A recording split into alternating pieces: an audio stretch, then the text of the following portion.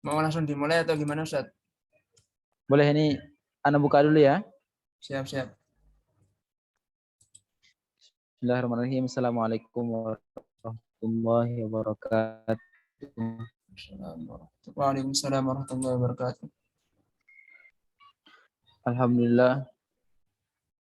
Allahumma shalli ala sayyidina Muhammad wa ala ali sayyidina Muhammad. Assalamualaikum ya Rasulullah. Bertemu lagi kita pada malam hari ini dengan bersama Ustadz Azhan Mahdi. Semoga Allah memulaikan beliau, memanjangkan umur beliau dalam keberkahan dan memanfaatkan ilmu-ilmu beliau. Amin ya rabbal alamin.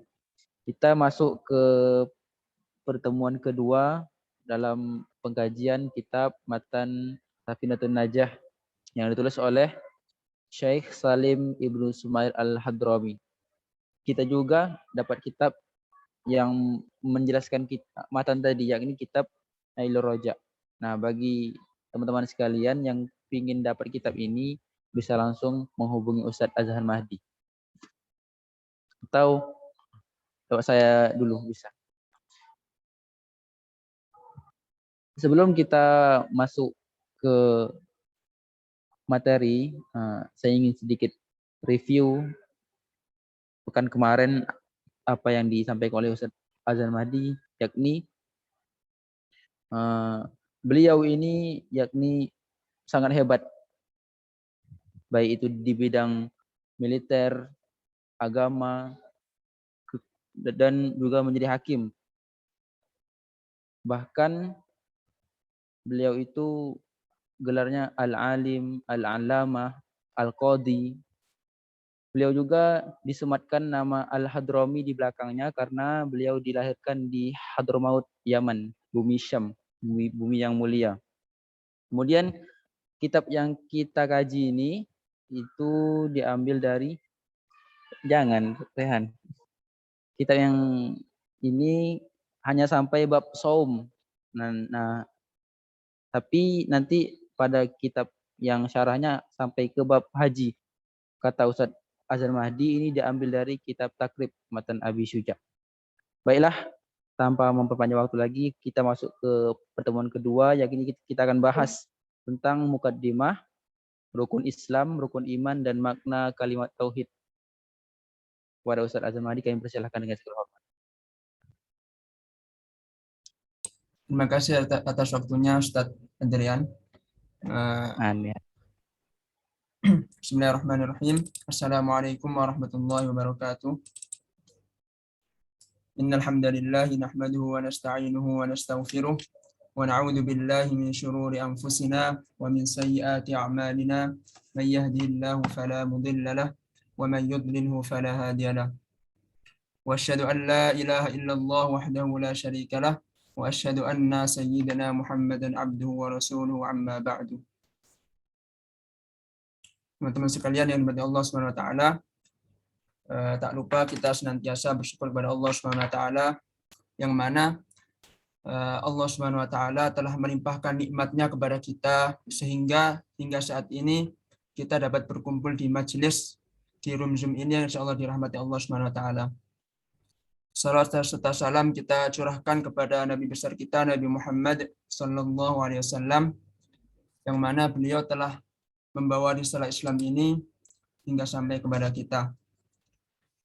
Sebelum memulai kajian pada malam hari ini, mari kita mengirimkan surah Al-Fatihah kepada Syekh Salim bin Sumair selaku muallif daripada kitab ini, wa ila hadratin Nabiyil Mustafa wa ila arwahi Syekh Salim bin Sumair wa ila jami'i arwahil muslimin wal muslimat wal mu'minin wal mu'minat bismillahil Fatihah. A'udzu billahi minasyaitonir rajim. Bismillahirrahmanirrahim. Alhamdulillahi rabbil alamin arrahmanir rahim maliki yaumiddin. Iyyaka na'budu wa iyyaka nasta'in ihdinas siratal mustaqim. Siratal ladzina an'amta 'alaihim ghairil maghdubi 'alaihim waladdallin. Amin. Jamaah sekalian yang dirahmati Allah Subhanahu wa taala, Imam Syafi'i pernah mengatakan lantana lal ilma illa bisittah. Saumbika an tafsilha bibayanin. Dzaka'un wa hirsun wa ijtihadun wa bulghatun wa suhbatul ustadzi wa tuluz zaman. Imam Syafi'i radhiyallahu anhu pernah mengatakan seseorang itu tidak akan mendapatkan ilmu kecuali dengan 6 perkara. Yang pertama adalah dzakaun. Apa itu dzaka? Dzaka artinya cerdas, artinya dapat menangkap pelajaran dengan baik. Insya Allah di sini kita semuanya menjadi orang yang cerdas. Akan tapi kecerdasan kita kan masing-masing. Ada yang mungkin guru kita menyampaikan 1 kali, kita sudah paham. Ada pula yang 2 kali baru paham, ada yang 3 kali baru paham. Dan itu tidak ada masalah bagi kita. Dahulu ada murid daripada Imam Syafi'i, satu murid ini nggak paham-paham, udah dijelasin berpuluh-puluh kali sama Imam Syafi'i belum paham. Walaupun seperti itu, tapi Imam Syafi'i tetap bersabar untuk mengulang-ulang pelajarannya. Sehingga karena kesabaran Imam Syafi'i, maka murid tersebut menjadi salah satu ulama besar daripada mazhab Imam Syafi'i. Jadi ketika kita menjadi guru, maka hendaklah kita bersabar terhadap murid-murid kita. Dan itu adalah termasuk adab sebagai seorang guru, harus bersabar. Sebagai seorang guru harus ketika muridnya tidak paham, maka harus selalu mengulang-ulangnya. Karena ilmu itu kalau tidak dimurojaah, maka akan hilang sebagaimana Al-Quran. Jadi itu yang pertama adalah dzakaun, yaitu kecerdasan. Kemudian yang kedua adalah wahirsun, yaitu semangat, mempunyai semangat yang tinggi dalam menuntut ilmu. Tidak dipungkiri salafus saleh dahulu itu mereka semuanya adalah orang-orang yang sangat hebat dalam menuntut ilmu. Seluruh hidupnya untuk ilmu.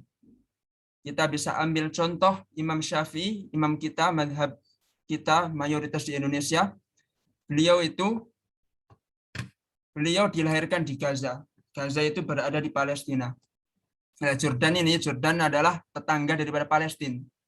Kalau boleh dibilang salah satu daripada negeri Syam. Jadi negeri Syam itu ada 4. Pertama Palestina, kemudian Suriah, kemudian Yordania, kemudian Lebanon. Nah, Gaza itu berada di Palestina.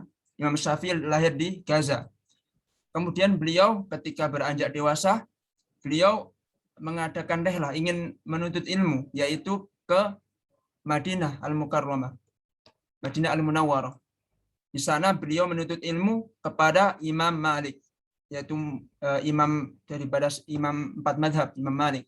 Beliau menuntut ilmu di sana, kemudian menggali ilmu fikih dan ilmu hadisnya daripada Imam Malik sampai Imam Syafi'i. Sebelum menemui Imam Malik, beliau menghafalkan Al-Muwatta. Al-Muwatta itu kumpulan hadis yang dikumpulkan oleh Imam Malik. Dan konon Al-Muwatta ini adalah salah satu kitab hadis yang pertama kali ditulis. Jadi bukan Imam Bukhari yang pertama kali menulis hadis ya, Imam Malik. Imam Bukhari itu muridnya Imam Ahmad bin Hanbal. Beliau jauh tidak sezaman hidupnya bersama Imam Malik.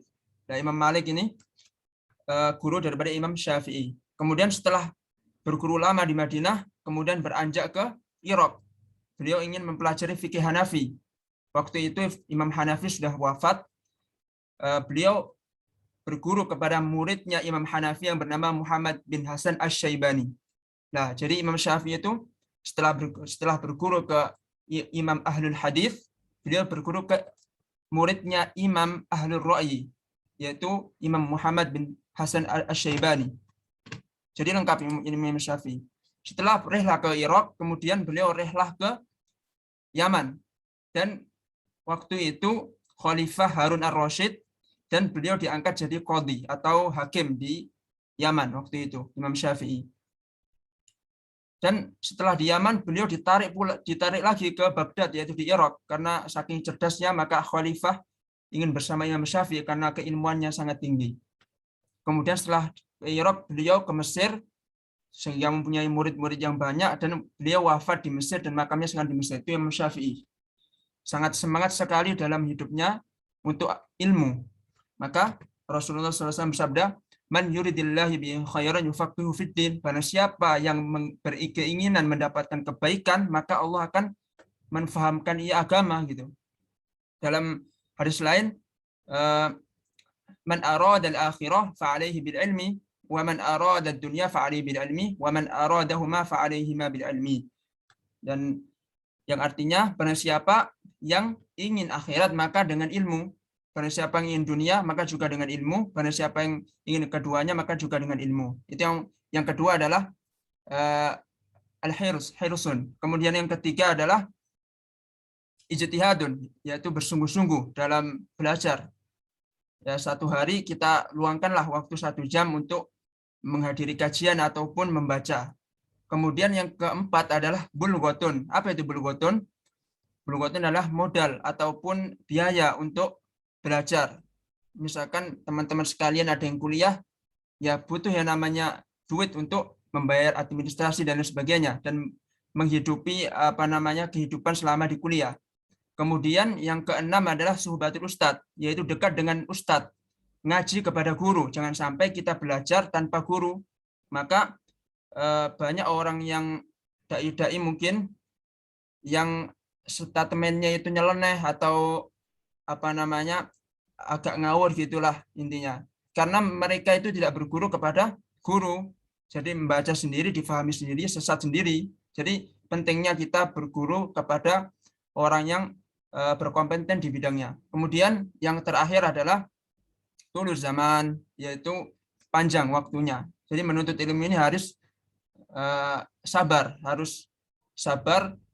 tulus zaman, yaitu panjang, waktunya panjang. Jangan sampai kita baru belajar 1 tahun, sudah nggak kerasan, udah pindah lagi ke tempat lain. Baru belajar 1 bulan, udah pindah ke tempat lain. Jadi kita harus sabar. Kalau misalkan kita ditakdirkan oleh Allah dengan pilihan kita, misalkan di kuliah universitas ini, universitas A atau B, maka kita harus bertahan di situ sampai akhir. Jangan sampai gara-gara kita tidak menyukai lingkungannya ataukah bagaimana, kita tidak kerasan di situ. Jangan sampai seperti itu. Karena menuntut ilmu itu perlu tulus zaman, yaitu panjang waktunya. Sebagaimana dahulu Al-Quran atau wahyu itu diturunkan dari Allah, kemudian lewat perantaran malaikat Jibril ke Rasulullah itu bitadarruj, dengan perlahan-lahan, bukan semuanya. Jadi Rasulullah diberikan wahyu pada Allah selama 23 tahun. Makanya para sahabat itu sangat paham tentang isi yang ada di Al-Quran itu. Karena apa? Karena Rasulullah mengajarkannya secara pelan-pelan. Misalkan setiap hari turun ayat ini, atau tiap bulan turun ayat ini, kemudian difahamin oleh para sahabat, kemudian diamalkan, kemudian diajarkan pula ke murid-muridnya, dan itulah belajar. Terus itu yang tadi sedikit nasihat tentang supaya kita bersemangat dalam menuntut ilmu. Kemudian mari kita masuk ke bab muqaddimah daripada kitab Safinatun Najah. Yang pertama adalah Bismillahirrahmanirrahim. Alhamdulillahirabbil alamin wa bihi nasta'inu ala umurid dunya waddin. Wa sallallahu wa sallama ala sayyidina Muhammadin khatimin nabiyyin wa alihi wa sahbihi ajma'in wa la hawla wa la quwwata illa billahil aliyyil azim. Dan di sini ada kata-kata sayyidina. Ada kata-kata sayyidina. Sallallahu alaihi wasallam ala sayyidina Muhammad. Pertanyaannya, apakah boleh kita memanggil bersolawat kepada Rasulullah dengan kata sayyidina? Nah, di sini ulama memang berbeda pendapat. Ada yang membolehkan pakai sayyidina, ada yang tidak membolehkan. Yang membolehkan sayyidina berdalil al-adabu muqaddamun ala sunnah. Ini bukan hadis ya. Al-adabu muqaddamun ala sunnah ini kaidah aja. Jadi adab itu didahulukan dibandingkan sunnah. Sunnahnya kan nggak pakai sayyidina karena Rasulullah SAW melarang pakai sayyidina. Akan tapi kita sebagai adab seorang muslim, sebagai adab sebagai umatnya, kita selayaknya, seyogianya memakai sayyidina. Sebagaimana kita memanggil bapak kita, tidak mungkin kita memanggil bapak kita dengan langsung namanya, kan nggak sopan. Makanya kita memanggil Nabi besar kita Muhammad pakai sayyidina Muhammad. Kemudian ra'yu ats-tsani, yaitu pendapat kedua, tidak membolehkan pakai sayyidina dengan dalil as-sunnatu muqaddamun 'alal adabi, yaitu sunnah itu didahulukan daripada adab. Nah, dan itu silahkan teman-teman memilih, itu pilihan. Jadi dalam ikhtilaf fikih itu tidak ada yang namanya surga dan neraka, itu semuanya insya Allah benar. Kita sikapnya seperti apa. Kita harus selalu toleransi terhadap orang yang berbeda pendapat kepada kita selama itu masih dalam jalur syariat. Kemudian yang pertama adalah fi arkanil Islam. Nah, ini nanti aneh baca syarahnya dari Nailur Roja di Syarhi Safinatin Najah. Nah, di sini ada faslun. Nah, apa sih artinya faslun? Faslun, kalau kita artikan di dalam kehidupan sehari-hari, faslun itu artinya kelas. Kelas faslun, kelas itu apa namanya? Jadi di dalam kitab, di dalam kitab itu pasti ada 3 pembahasan. Yang pertama itu adalah al-kitabu, al-kitabu, kemudian bawahnya lagi al-faslu, kemudian bawahnya lagi al-babu. Nah, contohnya di dalam Sahih Al-Bukhari ada kitab namanya Kitabut Thaharah. Nah, ada namanya Kitabut Thaharah, yaitu pembahasan tentang thaharah. Nah, Kitabut Thaharah. Kemudian di bawahnya lagi nanti di dalam thaharah itu ada namanya al-faslu, faslun. Misalkan fil wudu'i, faslun apa namanya? Mohon maaf, bawahnya lagi bukan faslun tapi bab. Babul wudu'i. Nah, babul wudu'i misalkan. Kemudian bawahnya lagi baru faslun yang paling rendah. Misalkan di bab wudu itu ada apa? Misalkan faslun fi furudil wudu'i, faslun fi sunanil wudu'i, faslun fi mubtilatil wudu'i. Nah, gitu. Nah, ini yang pertama adalah faslun fi arkanil Islam. Nah, apa ini artinya faslun? Al-faslu lughatan al-hajizu baina syai'aini. Artinya adalah sekat di antara dua sesuatu. Wasilahan ismun li alfadhin makhsusatin dalatin ala ma'anin makhsusatin mustamilatin ala furu'in wa masaila wa tanabiha ghaliban. Jadi menurut istilah, faslun itu adalah suatu nama dengan lafaz-lafaz tertentu yang menunjukkan arti tertentu yang mencakup daripada cabang-cabang dan permasalahan-permasalahan. Kemudian selain fasal ada juga alkitab, alkitabu. Apa alkitabu? Alkitabu lughatan menurut bahasa adalah ad-dhammu wal jam'u. Nah, ad-dhammu ini bisa diartikan penggabungan. Al-jam'u artinya sama juga, mengumpulkan, pengumpulan. Kemudian menurut istilah alkitab, menurut istilah adalah ismun li jinsin minal ahkami mustamilatin ala abwabin wa fusulin wa furu'in wa masaili wa masaila wa tanabiha ghaliban. Jadi alkitab menurut istilah adalah suatu nama untuk jenis daripada hukum-hukum yang mencakup daripada abwab. Abwab ini jamak daripada bab, yaitu babun, babani, abwab. Kemudian wa fusulun, fusulun jamak dari faslun, faslani, fusulun, wa furu'in wa masail, cabang-cabang dan permasalahan-permasalahan. Nah, kemudian al-babu. Al-babu secara bahasa furujatun fi satirin yutawassalu biha min khariji ila dakhil. Nah, bab ini adalah celah atau lubang yang mana menutupi atau sebagai akses dari luar menuju dalam atau sebaliknya. Itu menurut bahasa. Kemudian menurut istilah adalah ismun li alfadin makhsusah dalatin ala ma'anin makhsusah mustamila ala fusulin wa furu'in wa masaila wa tanabiha ghaliban. Jadi bab al-babu menurut istilah adalah suatu nama dengan lafaz-lafaz tertentu, kemudian yang menunjukkan arti tertentu, yang kemudian mencakup fasal-fasal dan furu-furu atau cabang-cabang dan permasalahan dan perhatian-perhatian. Nah,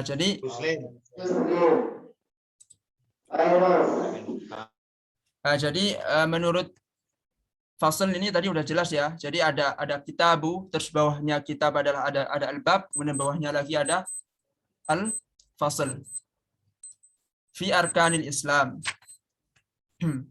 Nah, apa itu artinya arkan? Arkan itu adalah jamak dari rukun. Mufradnya adalah ruknun. Ruknani arkanun. Yang berarti janibus syai' al-aqwa, sisi daripada yang paling terpenting, yang paling terkuat. Jadi misalkan rukun sholat, Al-Fatihah. Jadi Al-Fatihah adalah rukun sholat yang termasuk daripada inti. Rukun sholat itu dalam madzhab Syafi'i ada 15. Nah, inti daripada sholat itu ya 15 itu. Yang lainnya itu sunnah. Boleh dikerjakan, boleh tidak. Tetapi rukun ini harus dikerjakan. Kalau tidak dikerjakan salah satunya, maka batal sholatnya. Misalkan seperti itu. Terus, wastilahan al-inqiyadu li ahkami syar'iyyah. Yang pertama adalah yang termasuk rukun Islam. Syahadatu an la ilaha illallah wa anna Muhammadar Rasulullah. Apa itu artinya syahadat? Syahadat itu artinya at-tayaqqun wal i'tiqad. Menurut bahasa adalah ini berkeyakinan dan beriktikad. Jadi yakin bahwasanya Allah itu adalah satu-satunya Tuhan, tiada Tuhan selain Allah. Wal ilahu wa fil asli al ma'bud walau bi ghairi haqqin wal muradu huna al ma'budu bi haqqin. Nah, al muradu syahadatu an la ilaha illallah itu adalah la ma'budu bi haqqin illallah. Jadi enggak ada Tuhan yang berhak disembah kecuali Allah Subhanahu wa taala.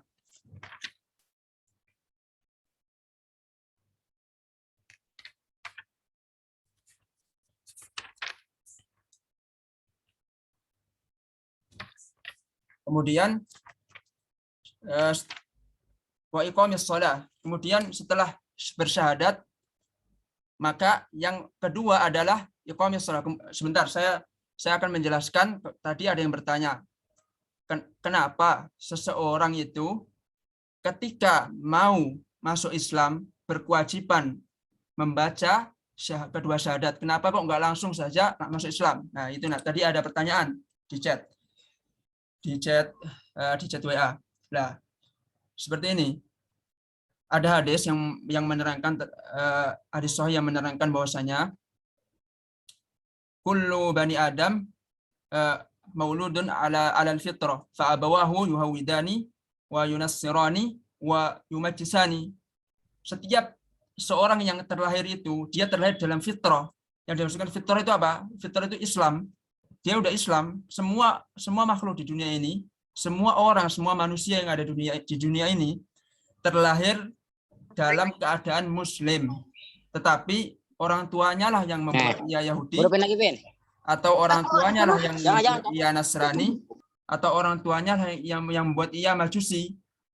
Nah, setelah ia dibuat Yahudi, kemudian Majusi, kemudian Nasrani, ketika ia beranjak udah balik, maka ketika ingin memasuki Islam disyaratkan untuk membaca kalimat kedua kalimat syahadat. La asyhadu an la ilaha illallah wa anna Muhammadar Rasulullah, itu syaratnya. Seperti halnya wudu, wudu atau toharoh atau menutup aurat, itulah syarat sahnya sholat. Kalau nggak wudu, nggak menutup aurat, maka sholatnya nggak sah. Nah, seperti itu. Nah, kenapa kok kita sebagai seorang Muslim tidak diwajibkan membaca syahadat? Ya karena itu tadi, karena kita ini udah fitrah, lahirnya kita dulu itu udah fitrah, udah Muslim, jadi nggak perlu lagi syahadat. Apalagi setiap 5 waktu kita membaca syahadat di akhir tahiyat, nah itu udah terwakili. Kemudian yang kedua adalah iqamis shalah.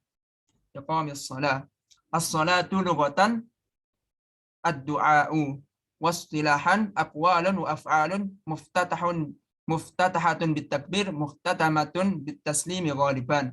Jadi salat menurut bahasa artinya doa. Menurut istilah perkataan-perkataan atau perbuatan-perbuatan yang mana perkataan dan perbuatan tersebut dimulai dari takbiratul ihram sampai diakhiri oleh salam. Nah, nanti ada orang liberal yang mengatakan bahwasanya kita tidak perlu sholat takbiratul ihram sampai salam karena sholat itu artinya doa. Bagaimana kita menjawabnya? Kita gampang saja menjawabnya. Yang Anda fahami itu, wahai orang liberal, yang Anda fahami itu adalah sholat menurut bahasa. Anda belum membaca sholat menurut istilah. Sholat menurut istilah itu adalah perkataan-perkataan dan perbuatan-perbuatan yang didahului oleh takbir atau ihram dan diakhiri oleh salam. Jadi jangan sampai kita bertemu dengan orang liberal, kita dipermalukan oleh mereka. Makanya pentingnya kita ngaji seperti ini agar supaya tahu gitu. Agar supaya tidak dipermainkan oleh orang liberal. Karena orang liberal itu kerjaannya menjadikan Al-Qur'an atau menjadikan nas Al-Qur'an dan hadis itu menjadi dhonni, padahal mereka itu udah qat'i. Contohnya Sesuatu yang qat'i itu contohnya adalah sholat. Sholat ini sudah ditetapkan Rasulullah SAW dari mulai takbiratul ihram sampai salam. Tetapi orang ini berusaha merubah. Udah cukup doa aja, artinya sholat itu kan doa. Ya, jangan sampai kita seperti itu. Jangan sampai kita tertelan oleh opini-opini daripada orang liberal. Kemudian yang ketiga adalah ita'uz zakah, yaitu memberikan zakat. Zakatu lughatan an-nama'u wa tathhir wa syar'an ismun lima yukhraju an malin aw badanin ala wajhin makhsus. Jadi zakat menurut bahasa itu berarti pengembangan atau pensucian. Ahlan, Ustaz, silakan. Kemudian menurut istilah adalah ismun lima yukhraju an malin aw badanin. Suatu nama yang dikeluarkan oleh daripada harta atau badan ala wajhin maksus, dalam keadaan tertentu. Nah, zakat ini terbagi menjadi dua. Ada zakatul mal, ada zakatul fitr. Kalau zakatul mal yaitu zakat yang dikeluarkan berupa harta. Dan waktunya tidak menentu. Kalau zakatul fitr itu zakat yang dikeluarkan khusus ketika bulan Ramadan. Nah, ini namanya zakat fitr. Kita kembali lagi ke zakat mal. Untuk zakat mal itu syaratnya harus mencapai nisab dan mencapai haul serta tidak punya hutang. Artinya tidak terlilit hutang. Jadi misalkan seseorang nisab daripada zakat ini adalah 85 gram emas. Kalau seseorang sudah mempunyai 85 gram emas, atau kalau kita setarakan sekarang, kita ambil dibulatkan saja 1 gramnya 1 juta, kemungkinan 85 gramnya adalah 85 juta. Kalau seorang sudah mempunyai uang 85 juta, maka wajib dizakati 2,5 daripada 85 juta. Syaratnya 1 tahun Hijriah, misalkan 1 Muharram, dia mempunyai duit 85 juta, maka 1 Muharram bulan depan, ketika duitnya itu tidak berkurang atau menetap, maka dia wajib menzakati 2,5 gram. Nanti bakal kita ulas tuntas di bab zakat. Kemudian yang keempat adalah shaum Ramadan. Yang keempat shaum Ramadan, yaitu puasa Ramadan. Nah, Ramadan itu menurut bahasa adalah al-imsaku, yaitu menahan. Sedangkan menurut istilah adalah imsaku makhsus ala wajhin makhsus biniyatin makhsus. Biniyatin makhsusah. Menurut istilah, puasa adalah menahan dalam keadaan tertentu. Menahan tertentu artinya apa? Yaitu menahan dari terbitnya matahari sampai terbenamnya matahari. Kemudian ala wajhin makhsus, bentuknya atau waktunya itu tertentu. Jadi misalkan puasa Ramadan, ya waktunya ketika Ramadan. Puasa Senin Kamis, ya waktunya ketika hari Senin dan Kamis. Puasa Daud, ya selang-seling, 1 hari puasa, 1 hari enggak puasa, dan lain sebagainya. Biniyatin makhsusah, dengan niat yang khusus. Jadi jangan sampai kita salah niat. Misalkan kita dalam keadaan puasa Ramadan, niat kita puasa Senin Kamis, maka puasa Ramadannya nggak sah karena niatnya kita salah. Misalkan kita puasa Ramadan, jadi ada perbedaan antara puasa wajib dan puasa sunnah. Kalau puasa wajib, niatnya itu harus sebelum fajar. Itu kalau puasa wajib. Entah puasa Ramadan ataupun puasa qadha Ramadan, itu niatnya harus bahkan wajib sebelum fajar atau sebelum muadzin mengumandangkan adzan. Nah, lafadz lafadz puasa Ramadan seperti ini. Nawaitu shauma ghadin an adai farudhi syahri ramadhana hadhihi sanati lillahi ta'ala.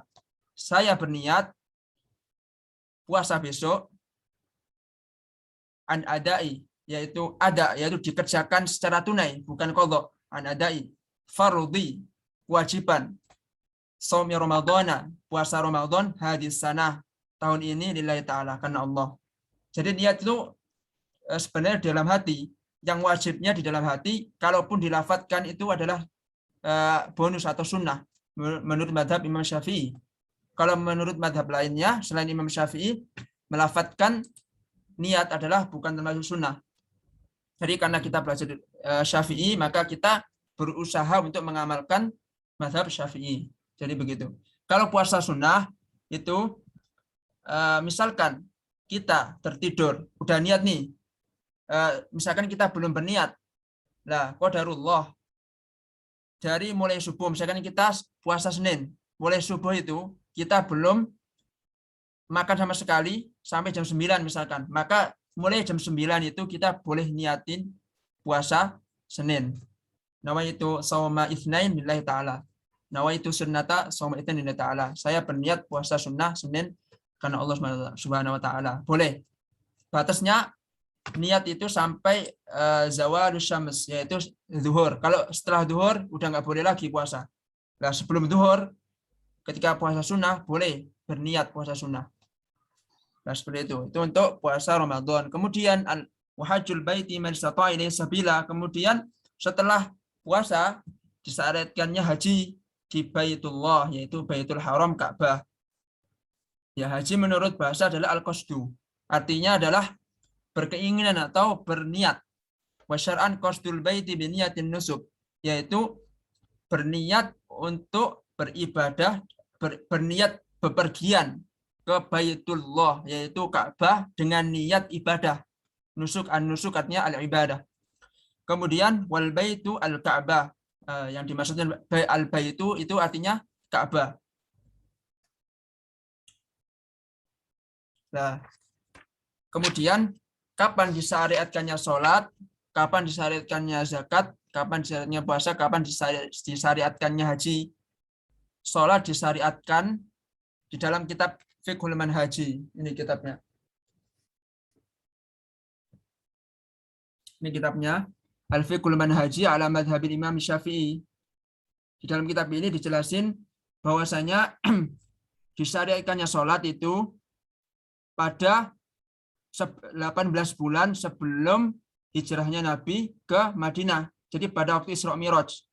Di dalam kitab ini dijelasin bahwasanya syariat sholat itu ketika Nabi bermi'raj dari Baitul Maqdis ke Sidratul Muntaha, pertama kali Allah memerintahkan untuk sholat sebanyak 50 kali dalam sehari. 50 kali dalam sehari. Nah, karena para anbiya itu protes kepada Nabi, nggak mungkin umatmu itu mampu, ya Nabi, mungkin kamu mampu tetapi umatmu nggak mampu. Maka bolak-balik Rasulullah kembali lagi menghadap Allah SWT. Kemudian akhirnya Allah memberikan rukhsah menjadi 5 waktu dalam sehari semalam. Nah, sebelum disyariatkannya sholat 5 waktu ini, sudah ada sholat sebenarnya. Disyariatkan sholat pagi dan malam. Pagi dan malam. Nah, setelah disyariatkannya sholat 5 waktu, syariat sholat 2 waktu itu dimansuhkan, dihapuskan dengan turunnya ayat aqimis sholata liduluki syamsi ila ghasaqil laili wa qur'anal fajri. Nah, menurut mufassir, para ahli tafsir, yang dimaksudkan dengan ad-duluk liduluki syamsi itu adalah sholat duhur dan sholat asar. Ila ghasaqil laili, ya, sampai ghasaqil laili yaitu malam, yaitu maghrib dan isya, wa Qur'an al-fajri, dan sholat fajar. Jadi 5 waktu itu. Ahlan Ustadz Iman, Masya Allah, tambah ganteng antum.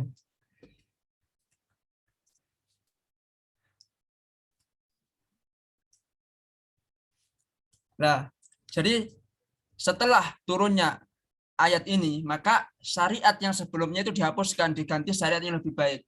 Nah, di dalam Fiqhul Manhaji itu yang saya tunjukkan tadi kitabnya, itu dinyatakan bahwasanya walaupun Allah memberikan 5 kali sholat dalam sehari, tapi pahalanya setara dengan sholat 50 kali. Jadi begitu. Kemudian kapan disyariatkannya puasa? Disyariatkannya puasa pada mohon maaf, zakat dulu. Disyariatkan zakat pada tahun 2 Hijriah sebelum disyariatkannya puasa Ramadan. Nah, jadi sebelum disyariatkannya puasa Ramadan itu disyariatkan zakat dulu pada tahun 2 Hijriah. Kemudian setelah disyariatkannya zakat, disyariatkannya bulan puasa, puasa Ramadan pada bulan Sya'ban. Turun ayat untuk puasa Ramadan. Sebelum bulan Sya'ban, zakat dulu, terus kemudian pas bulan Sya'ban pada tahun 2 Hijriah baru disyariatkannya puasa Ramadan. Kemudian disyariatkannya haji 7 tahun setelahnya, yaitu pada tahun 9 Hijriah. Pada 7 tahun ya. Pada tahun 9 Hijriah baru disyariatkannya haji. Jadi untuk catatan, tahun Hijriah itu pada zaman Rasulullah itu belum ada. Baru ada pada zamannya Umar bin Khattab. Nah, Umar bin Khattab itu ingin membuat kalender umat Islam. Jadi dulu kan ikutnya Masehi, ikutnya kalender Nasrani kan. Nah, setelah Umar bin Khattab diangkat jadi khalifah, beliau mengadakan perubahan yang sangat besar. Salah satunya adalah membuat kalender Islam. Jadi begitu. Yang pertama kali membuat kalender Islam adalah Umar bin Khattab dan menetapkan 1 Hijriah pada hijrahnya Nabi Shallallahu Alaihi Wasallam. Itu tadi rukun Islam. Kemudian rukun iman. Sekarang kita membahas tentang rukun iman. Arkanul iman sittah. Nah, apa sih artinya al-iman? Al-imanu lughatan at-tasdiq. Wa syar'an iqbalul qalbi wa id'anuhu lima ulima bid-darura annahu min dini Muhammadin sallallahu alaihi wasallam. Atau yang paling masyhur pengertian daripada al-iman itu adalah tasdiqun bil qalbi wa iqrarun bil lisani wa amalun bil jawarih, yaitu iman itu berarti tasdiqun bil qalbi, yaitu mengimani dalam hati. Setelah mengimani dalam hati, kemudian iqrarun bil lisan, dilafatkan bahwasanya saya beriman kepada Allah, kepada malaikat sampai 6 itu. Setelah dilafatkan kemudian diamalkan. Jadi syarat keimanan itu ada 3 tadi. Ada 3, yaitu yang pertama meyakini di hati, kemudian dilafatkan, kemudian diamalkan. Itu termasuk syarat daripada beriman. Kemudian yang pertama, antu'mina billahi, yaitu hendaklah engkau beriman kepada Allah Subhanahu wa ta'ala. Di dalam akidah Asy'ariyah, Ahlussunnah wal Jamaah Asy'ariyah, maka kita akan tahu yang namanya sifah wajibah, sifah mustahilah, wa sifah jaizah. Apa itu sifat wajibah? Sifat wajibah itu adalah sifat yang wajib bagi Allah. Nggak mungkin tidak. Nah, kita akan membahas satu persatu. Yang pertama, ada namanya al-wujud. Yang pertama adalah al-wujud. Anda share screen aja biar gampang. Bentar.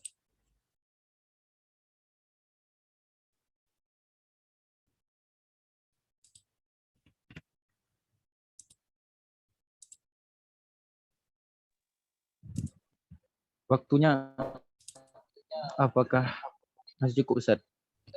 Ustaz?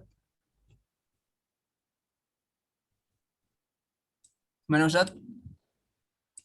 Ini udah lebih dari kan kita mulai jam 9 tadi. Ini anak pakai Zoom yang agak pro. Oh, jadi ini ya. Cuma 40 menit ya? Tapi anehnya ini udah lewat. Berarti berkah Zoom antum, Ustaz. Mana mau putus bikin lagi atau masuk bisa lagi. Siap. Bisa dibuat lagi. Ini biasanya aneh juga pernah Ustaz. Zoom aneh juga nggak pro, cuman ketika dipakai lebih dari 40 menit. Lanjut aja Ustaz ya. Baik Ustaz, siap. Oke, ini aneh dapat PDF dari Syekh Kamal Adnan. Jadi ulama besarnya Syam, Lebanon. Jadi Ane juga selain mengaji ke Syekh di Jordan, Ane juga mengkaji ke Syekh Lebanon, tapi lewat Zoom. Beliau mengadakan kajian. Nah ini ketika kajian akidah saya jamaah dikasih PDF-nya ini. Kita akan membahas satu persatu ya. Ini waktunya sampai kapan, Ustaz?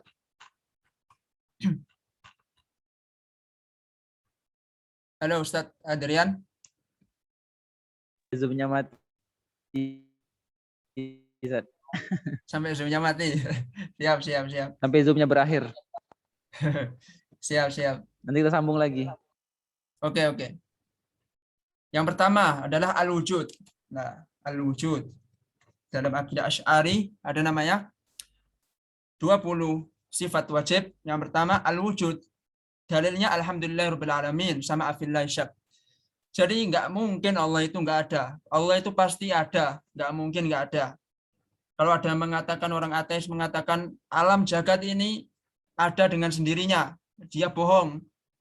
Tanya aja, baju yang Anda pakai itu ada dengan sendirinya atau ada yang buat? Pasti dia bilang pasti ada yang buat. Berarti semua alam semesta ini pasti ada yang menciptakan. Nggak mungkin nggak ada. Itu yang pertama, al-wujud. Nah, secara logika sudah terbantahkan mereka. Kemudian yang kedua adalah al-qidam. Dalilnya adalah huwal awwal wal akhir. Allah itu yang pertama dan terakhir. Nah, di dalam akidah Ahlussunnah wal Jamaah Al-Asy'ariyah itu Allah itu tidak berawal dan tidak berakhir. Jadi di situ. Artinya Allah itu ya tidak ada awalannya dan tidak ada akhirannya. Itu sifat wajib bagi Allah, al-qidam. Kemudian ketiga ada al-baqa atau kekal. Dalilnya juga wal awal wal akhiru. Jadi yang paling kekal Allah itu enggak ada akhirnya gitu, kekal. Yang keempat al-mukhalafatu lil hawadits. Allah itu berbeda dengan hal-hal yang baru. Apa itu al-hawadits? Hawadits itu hal-hal yang baru. Contoh yang hal yang baru itu ya alam jagat raya ini baru. Kemudian kita semuanya ini baru diciptakan Allah Subhanahu wa taala. Kemudian apalagi surga dan neraka itu hawadits atau hadis. Mufradnya hadis, hadisan, hawadits. Kemudian apalagi yang baru dan lain sebagainya masih banyak lah. Nah, Allah itu enggak sama dengan hal yang baru karena Allah bersifat qidam. Kemudian al-qiyamu binafsihi. Al-qiyamu bin nafsi, yaitu berdiri secara sendiri. Allah itu berdiri secara sendiri, enggak membutuhkan makhluk apapun. Nah, gimana kita cara memahami Ar-Rahmanu 'alal 'arsy istawa? Allah itu bersemayam di atas arsy. Nah, ulama Asy'ariyah itu terbagi menjadi dua. Ada maslakul khalaf, ada maslakus salaf. Maslakus salaf itu ya udah Rahmanu 'alal 'arsy istawa, yang tahu istiwanya Allah ya Allah sendiri. Enggak boleh kita tanya-tanya istiwanya Allah seperti apa. Makanya Imam Malik ketika ditanya, ada jamaah yang bertanya, bagaimana bersemayamnya Allah? Maka Imam Malik mukanya merah dan mengusir murid ini dari majelis. Artinya, dan Imam Malik mengatakan sesuatu yang sangat terkenal. Kurang lebih seperti ini. Al-istiwa'u ma'lumun. Al-istiwa'u ma'lumun wal imanu bihi wajibun was su'alu anhu bid'atun. Nah, kata Imam Malik.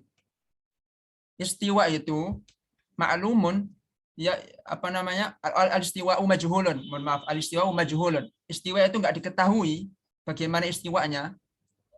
Al-istiwa'u ma'lumun. Al-istiwa'u ma'lumun. Istiwa ya diketahui, tapi yang mengetahui itu Allah, bukan kita. Kalau istiwa menurut manusia kan duduk itu kan. Tapi menurut Allah bukan duduk. Enggak boleh mengatakan Allah duduk di atas arus, sama saja menyamakan Allah dengan makhluk. Itu enggak diperbolehkan. Kemudian wal kaifu majhulun.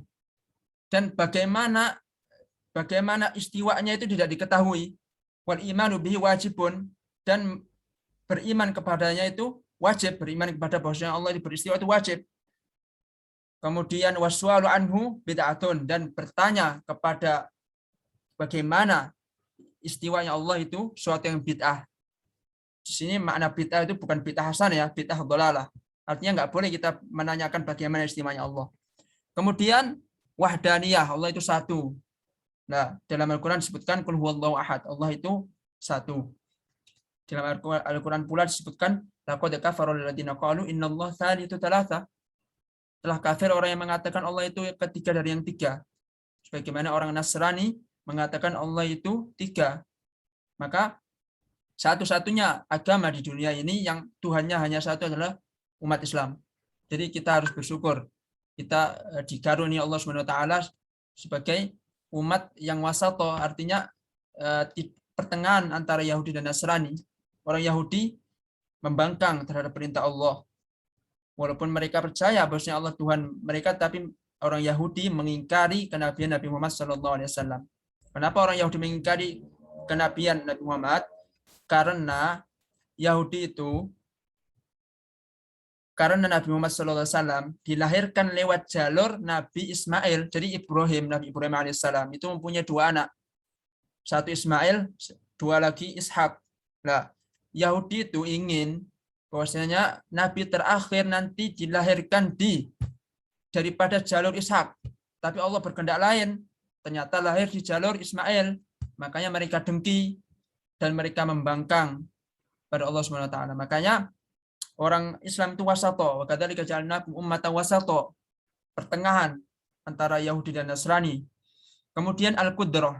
Wa huwa ala kulli syai'in qadir. Allah itu ya mampu terhadap segala sesuatu, mampu menciptakan, mampu mematikan seseorang, mampu menghidupkan seseorang dan sebagainya.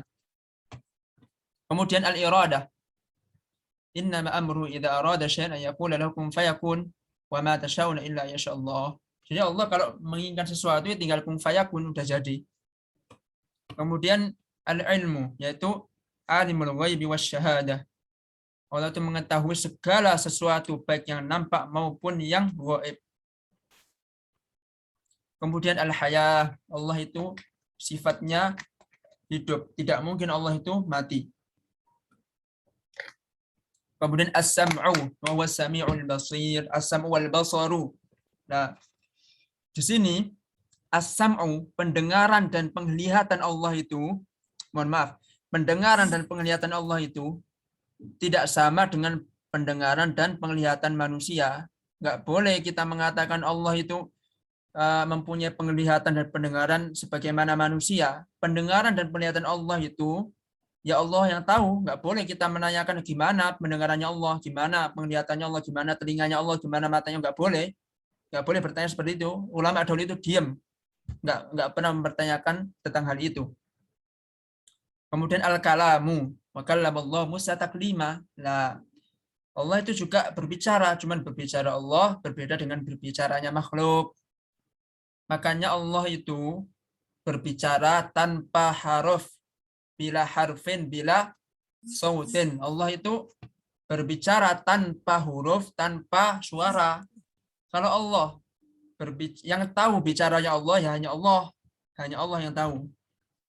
Karena kalau Allah berbicara dengan suara ataupun dengan huruf, maka sama saja menyamakan Allah dengan manusia, karena manusia juga berbicara dengan huruf dan dengan suara. Sedangkan yang menciptakan pita suara, yaitu tempat keluarnya suara, itu Allah. Tidak mungkin Allah menempati sesuatu yang Ia ciptakan itu, tidak mungkin. Kemudian yang 14 sampai 20 ini sama seperti halnya nomor 7 ini al-qudrah sampai nomor 13 al-kalamu. Aqaunu ta'ala qadiran wa muridan wa aliman wa hayyan wa samian wa basiran wa mutakalliman. Makanya ada ulama yang mengatakan sifat wajib Allah itu ada 13 saja. Dalam kitab Sulamut Taufiq ila mahabbatillahi ala tahqiq.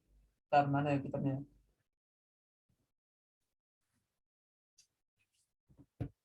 Nah, dalam kitab ini juga kitab fikih juga, fikih Syafi'i.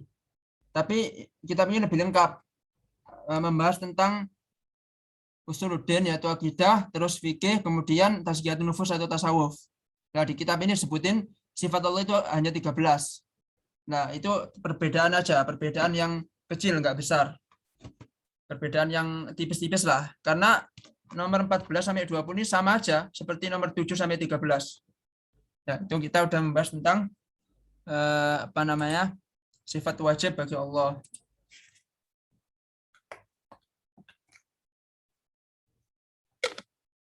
Kemudian sifat mustahil bagi Allah yaitu kebalikannya daripada sifat wajib, yaitu al-adamu, tidak tidak mungkin Allah itu nggak ada, wal hudutsu wa turru wal adami wal mumathalatu lil hawadits wa adamul qiyam bi nafsihi wa adamul wahdaniyah wal ajzu an ayyi mumkin wa ijadu syai' min al alam al karahiyati lil wujudihi wal jahr wal maut wa samm wal ama wal biqam wal qawn wa ajzan dan sebagainya. Intinya sifat mustahil bagi Allah itu ya kebalikan daripada sifat wajib. Nah itu.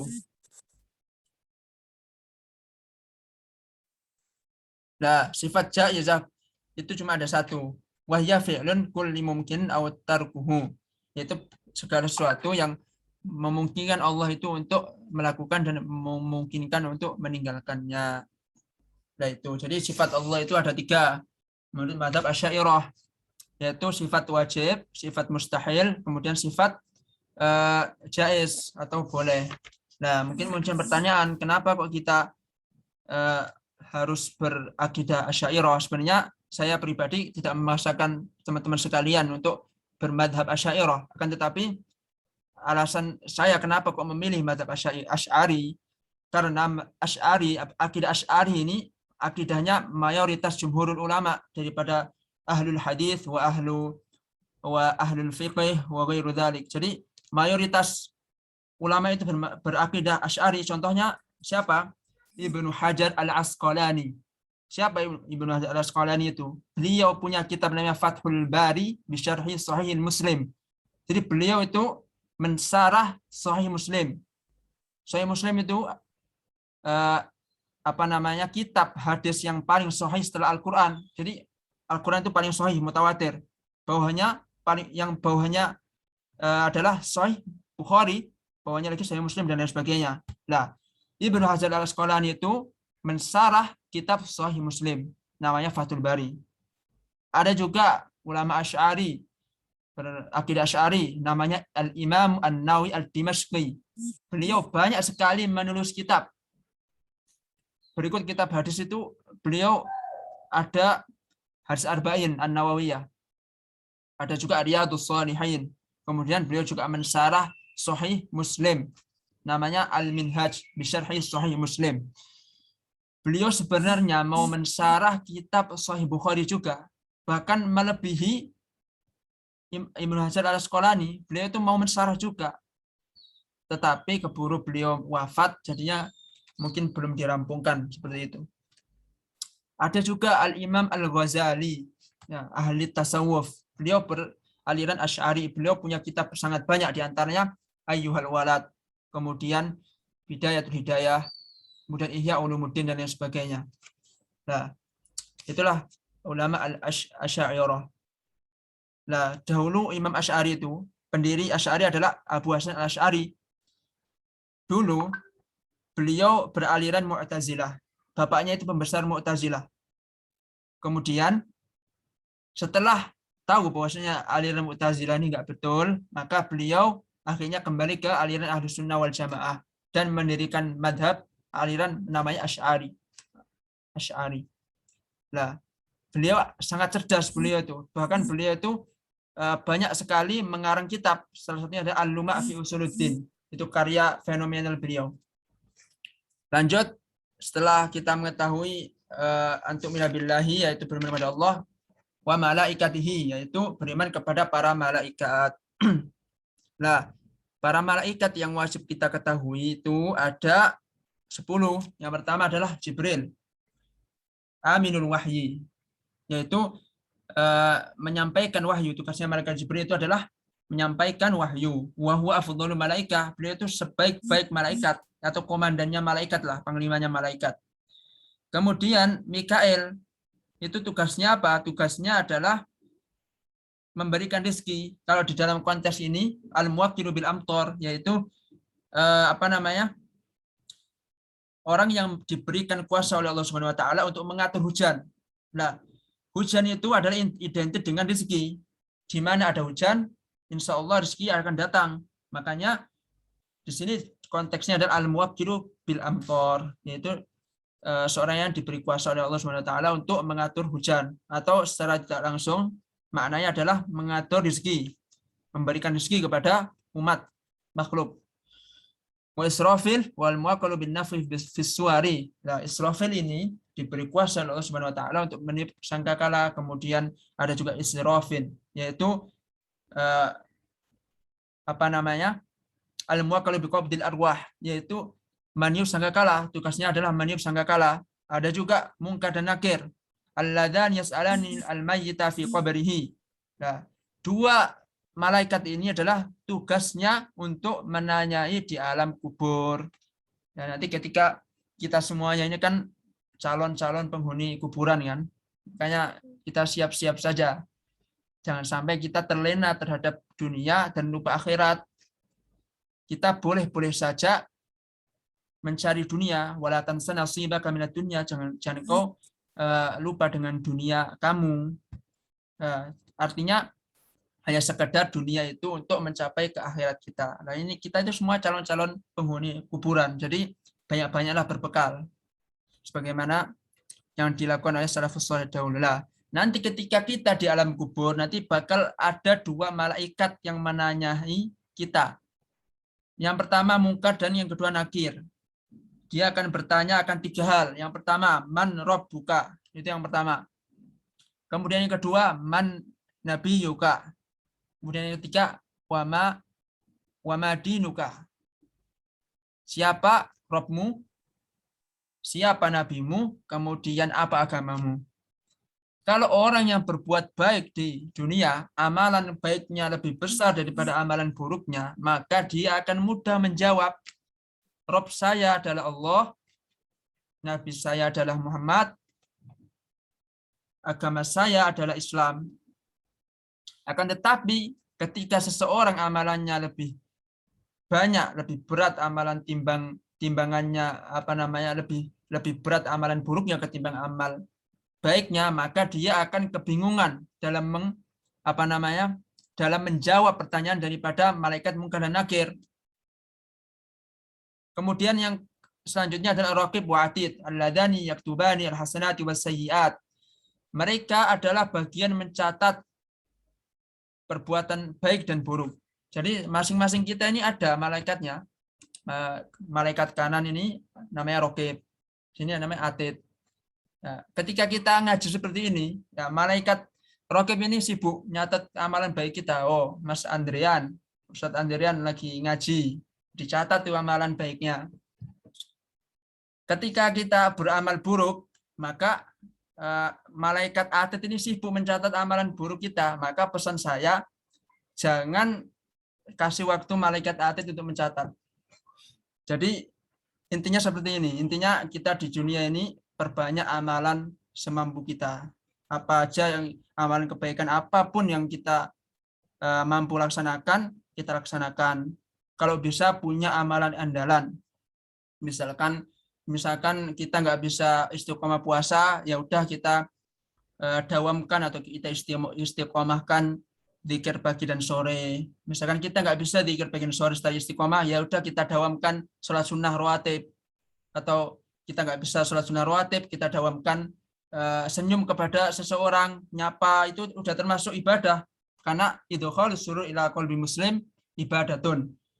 Sesungguhnya memberikan kebahagiaan kepada seorang muslim itu termasuk ibadah, termasuk mendapat pahala. Kemudian waridwan khazinul jannah wal malik khazinun nar. Dan malaikat Ridwan ini adalah penjaga surga tugasnya, kemudian malaikat Malik menjaga neraka. Yang ketiga adalah wa kutubihi, yaitu kitab. Kita wajib beriman kepada kitab-kitab yang telah diturunkan Allah Subhanahu wa taala kepada rasul-rasulnya. Yang pertama adalah Taurat. Taurat yang diturunkan kepada Nabi Musa alaihissalam. Kemudian ada juga Zabur diturunkan kepada Nabi Musa. Kemudian Injil diturunkan kepada Nabi Isa, dan yang paling fenomenal yaitu Al-Qur'an diturunkan kepada Nabi Muhammad SAW. Dan semua kita harus meyakini, harus mempercayai semua kitab-kitab yang telah diturunkan Allah SWT kepada nabi-nabi dan rasul-rasulnya. Terus yang keempat adalah rasul wa rusulihi. Wa rusulihi. Nah, wa'lam anna adad ar-rusuli 313 wa qila 15. Nah, dikatakan bahwasanya jumlah daripada rasul-rasul itu ada 113. Dikatakan pula ada 15. Tapi yang wajib kita ketahui itu ada 25.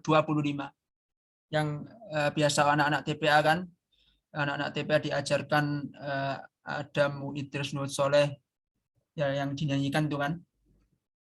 Adam, Idris, Nuh, Hud, Soleh, Ibrahim, Lut, Ismail, Ishak, Yakub, Yusuf, Ayub, Syuaib, Musa, Harun, wa Ilyas, wa Dawud, wa Sulaiman, wa Ilyas, wa Yunus, wa Zakaria, wa Yahya, wa Uzair, wa Isa, wa Muhammad sallallahu alaihi wasallam.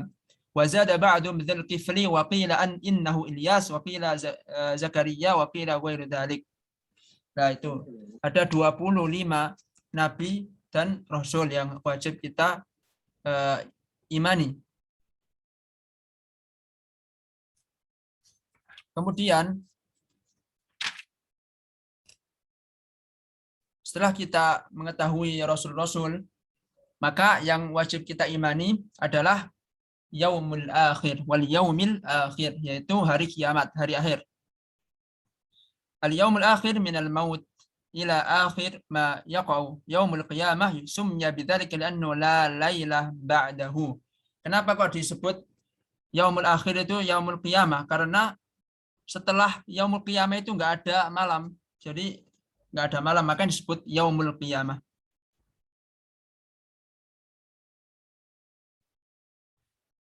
ومعنى أن الخامس من أركان الإيمان باليوم الآخر ومعنى الإيمان به الإيمان بأنه موجود. Ya, jadi beriman kepada yaumul akhir itu kita harus meyakini bahwasanya yaumul akhir itu ada. Jangan sampai kita mengingkari yaumul akhir ini. Kan ada orang yang mengingkari yaumul akhir kan. Apa itu orang-orang yang kata mereka apa itu orang-orang yang meyakini hal-hal yang gaib. Nah, hati-hati perkataan seperti itu bisa menggelincirkan kita kepada kekafiran. Tapi kita tidak berhak, tidak ada wewenang bagi kita untuk mengkafirkan orang lain. Karena yang berhak mengkafirkan itu adalah hakim, bukan kita. Tapi kita belajar tentang akidah, maka salah satu hal yang harus diyakini adalah yaumul akhir, adalah mempercayai hari akhir, ya yaumul qiyamah itu. Kemudian وبما يشتمل عليه من الميزان والصراط والجنة والنار والسؤال الملكين والنعيم والقبر وعذابه وغير ذلك. Lah, mencakup yaumul akhir itu mencakup apa? Mencakup perhitungan, Kemudian di yaumul akhir juga ada neraka, ada sirat. Apa itu sirat? Jembatan. Jadi diriwayatkan di dalam hadis bahwasanya sirat itu adalah kecilnya itu sekecil rambut dan tajamnya seperti pedang. Nah, saking ngerinya sirat itu. Maka kalau orang amalannya banyak, amal ibadahnya banyak, amal perbuatan baiknya banyak, maka dia itu akan cepat melewati sirat tersebut. Dan di bawah sirat itu ada neraka. Maka orang-orang kafir itu tidak mampu melewati sirat karena mereka kekal dalam neraka. Sedangkan orang Islam itu bermacam-macam. Kalau amalan buruknya itu lebih berat, maka dia digoreng dulu di neraka. Baru setelah itu dimasukkan ke surga. Kalau orang Islam yang amalan baiknya lebih berat, maka dia langsung cepat masuk surga tanpa ke neraka dulu. Kemudian yang keenam adalah bil qadari khairihi wa syarrihi minallahi ta'ala. Jadi kita harus meyakini qada dan qadar dari Allah Subhanahu wa taala. Apapun takdir kita, maka kita harus bersyukur kepada Allah Subhanahu wa taala. Bagaimana cara kita bersyukur? Yaitu dengan cara mengamalkan semua yang diperintahkan dan meninggalkan semua larangannya. Contohnya kita diberi Allah Subhanahu wa taala, diberi tangan, kemudian diberi anggota badan yang lengkap, maka kita seyogianya memakai anggota tubuh kita dengan hal yang baik. Itulah cara kita untuk bersyukur pada Allah Subhanahu wa taala. Kemudian yang terakhir adalah faslun wa ma'na la ilaha illallah la ma'budu bihaqqin fil wujudi illallah. Makna la ilaha illallah sebagaimana yang saya sebutkan tadi Artinya adalah tidak ada sembahan yang berhak disembah kecuali Allah Subhanahu wa taala. Kemudian faslun fi ma'na kalimat tauhid. Wa ma'na la ilaha illallah la ma'budu bihaqqin fil wujud illallah. Al-ma'na anna ma'a kalimah la ilaha illallah al-mara fil arkan Islam la mustahiqa lil ibadah fil wujud illallah. Jadi yang dimaksudkan la ilaha illallah adalah sesuatu tidak ada sesuatu pun di alam jagat raya ini yang berhak disembah kecuali Allah Subhanahu wa taala. Teman-teman sekalian yang dirahmati Allah Subhanahu wa taala, kita cukupkan sekian pembahasan pada sore waktu Yordania atau malam waktu Indonesia. Alhamdulillah kita tadi telah membahas tentang rukun Islam, kemudian rukun iman, dan kemudian kalimat tauhid. Semoga apa yang kita sampaikan tadi bermanfaat bagi teman-teman semua. Sebelum kita tutup, mari kita berdoa. Berdoa dulu atau tanya jawab dulu, Ustaz? Diskusi dulu, Ustaz. Oh, doanya nanti akhir-akhir ya? Boleh. Oke. Kami kembalikan kepada Ustadz Andrian selaku moderator. Silakan, Ustadz. Jazakallah kepada Ustadz Azam Mahdi telah memberikan ilmu yang sangat manfaat kepada kita semua. Semoga Allah benar-benar menjadikan ilmu kita manfaat seperti doa yang sering kita panjatkan setiap habis subuh. Allahumma inni as'aluka ilman nafi'a wa rizqan thayyiba wa amalan mutaqabbala. Kami akan buka sekitar 3 soalan bagi para pendengar yang ingin bertanya. Kami persilahkan. Dan saya sendiri akan mengawalinya, Ustaz. Begini, Ustaz, kan antum tadi ada baca kan mengenai nama-nama nabi di kitab Nailur Raja. Di situ ada nabi yang asing mungkin bagi kami orang awam. Yakni Nabi Uzair yang dikatakan oleh orang Yahudi anaknya Allah kan. Dan di bawahnya antum bilang tadi wazada ba'duhum Zalkifli wakila innahu Ilyas wakila Zakaria wakila ghairu zalik. Dan sebagian ulama berkata bahwa Nabi Zulkifli itu adalah Ilyas atau Zakaria. Ini mohon dijelaskan lebih lanjut, Ustaz. Yang kedua adalah tentang makna yaumul akhir tadi, Ustaz. Summiya bizalika li'annahu la laila ba'dah. Ini apakah ada dalilnya dari hadis atau dari qaul ulama, Ustaz, bahwa dinamakan hari akhir karena tidak ada lagi malam setelah hari akhir itu, Ustaz. Syukran, Ustaz. Oke, yang pertama ya, yang tentang sebenarnya Nabi dan Rasul itu ada banyak. Akan tetapi yang wajib kita ketahui ada 25. Adapun yang tadi yang disebutkan wa Uzair, kemudian wa Dzalkifl, wa Uzair. Nah, di sini ada Uzair kan? Di sini ada perbedaan pendapat di kalangan ulama. Ada yang memasukkannya ke dalam 25, ada yang tidak memasukkan. Kemudian wa zada ba'duhum, artinya zada ba'duhum itu sebagian ulama menambahkan Nabi Dzalkifl, kemudian ada juga yang menambahkan Ilyas, kemudian Zakaria dan lain sebagainya. Itu ikhtilaf aja di kalangan para ulama. Kemudian yang kedua yang disampaikan Ustadz Andrian tadi, bahwasanya yaumul qiyamah itu yang nggak ada siang dan nggak ada malam lagi. Artinya apa? Yaumul akhir nanti ya nggak ada siang dan nggak ada malam. Nah, seperti apa? Ya wallahu alam. Karena semua makhluk itu sudah dimusnahkan oleh Allah Subhanahu wa taala. Misalkan mohon maaf, nggak ada malam karena pada waktu yaumul qiyamah itu ya kita semuanya itu kan ini berada di sejengkal. Jadi dalam hadis disebutkan matahari nanti pada hari kiamat itu sejengkal sini.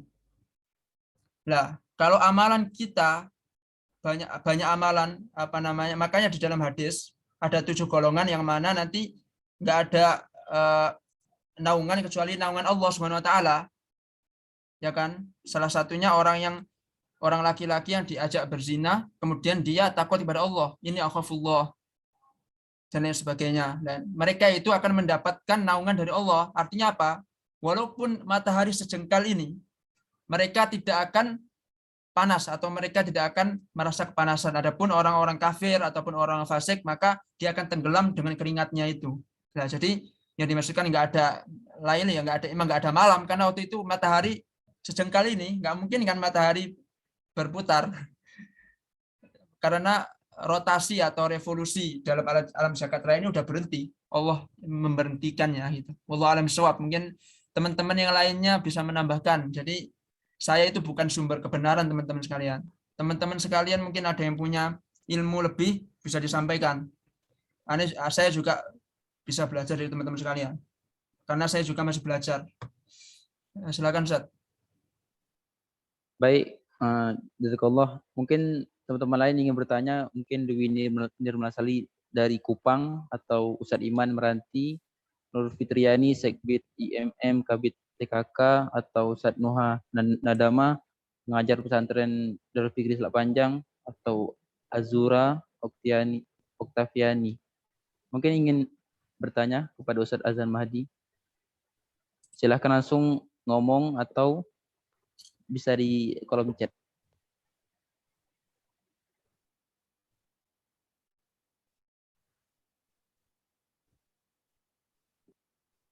Ini Ustaz, ada yang bertanya dari kolom chat, tapi dia.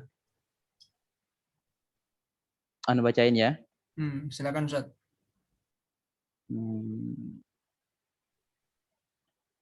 Nak tanya, ada ini sebuah contoh kasus seseorang yang punya hutang puasa, tapi lupa jumlah hutang puasanya tuh berapa.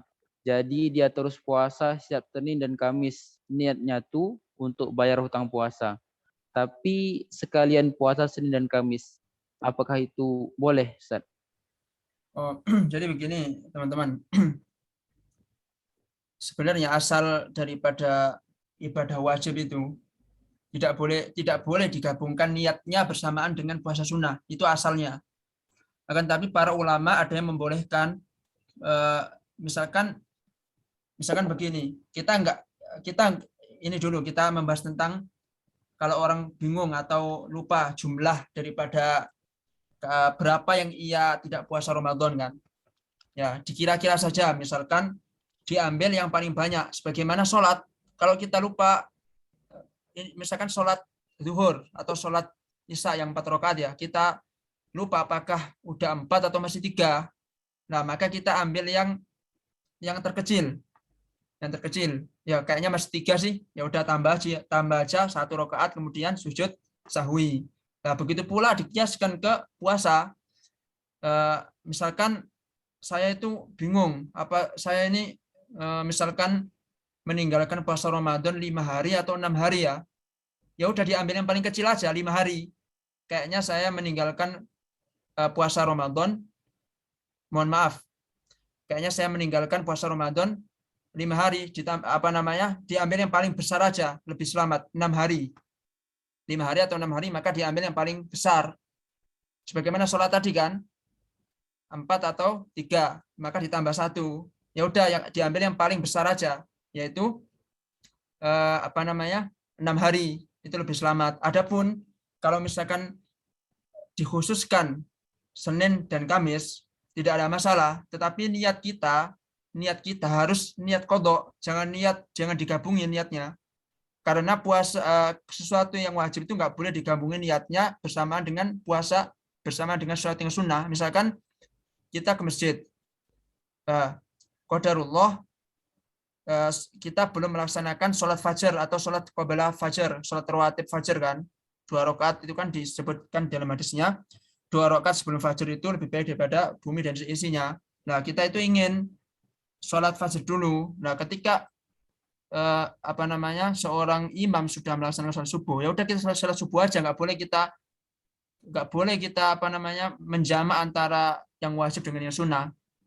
Akan tetapi kata para ulama, ketika kita sholat puasa Senin, niatnya qadha. Nah, kita itu udah secara otomatis mendapatkan pahala puasa Senin tanpa kita niatkan sekali lagi. Karena kita puasanya di hari Senin. Nah, itu pada dasarnya kita nggak boleh menggabungkan antara yang wajib dengan yang sunat. Tapi ketika kebetulan kita mengqadhanya pada hari Senin atau Kamis, kita mendapatkan pahala puasa Senin Kamis. Tapi nggak boleh kita berniat menggabungkannya. Jadi seperti itu, teman-teman.